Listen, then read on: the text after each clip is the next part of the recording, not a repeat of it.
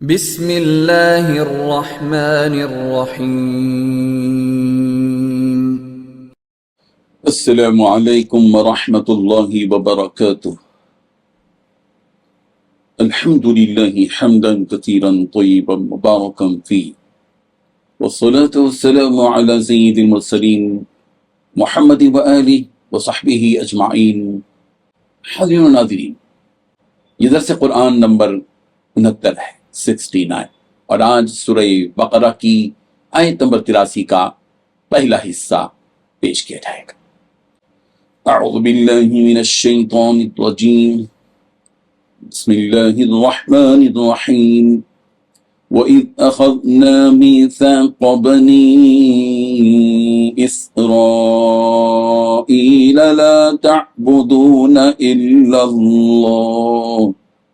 لفظی ترجمہ یوں ہے، وَإِذْ، اور جب اخذنا ہم نے لیا، میثاق بنی اسرائیل، وعدہ بنی اسرائیل سے کہ لا تعبدون، تم عبادت نہ کرو گے، الا اللہ، مگر اللہ کی، لا تعبدون، تم عبادت نہ کرو گے، الا اللہ، مگر اللہ تعالیٰ کی۔ ترجمہ یوں ہے، اور جب ہم نے بنی اسرائیل سے عہد لیا کہ اللہ کے سوا کسی کی عبادت نہ کرنا۔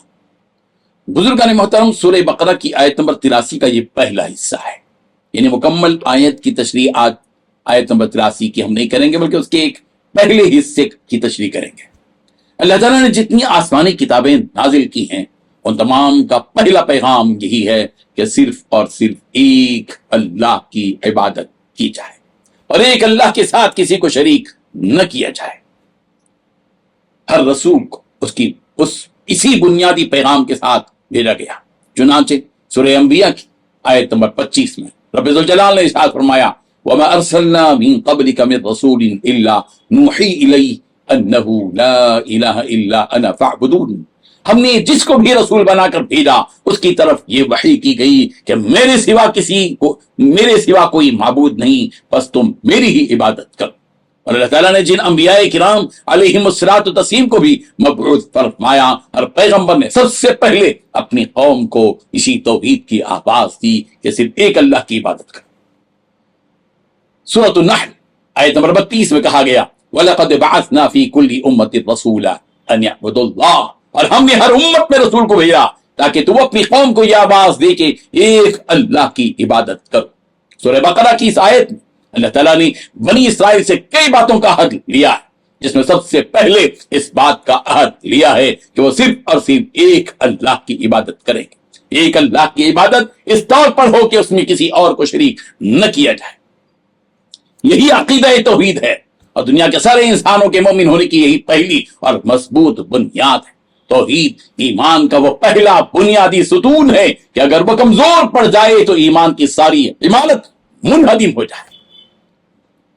بنی اسرائیل کے ساتھ لیے گئے عہد و پیمان کو قرآن مجید میں بیان کیا گیا، اور قیامت تک کے لیے اس کا ذکر قرآن مجید کے ذریعے باقی رکھا گیا، تاکہ امت محمدیہ اس درس اولین کو، اس پہلے درس کو فراموش نہ کرے، اس پہلے اور بنیادی سبق کو خود بھی یاد رکھے، اور اپنی اولاد کو بھی اسی بنیاد پر زندہ رہنے کی تلقین کرتی رہے۔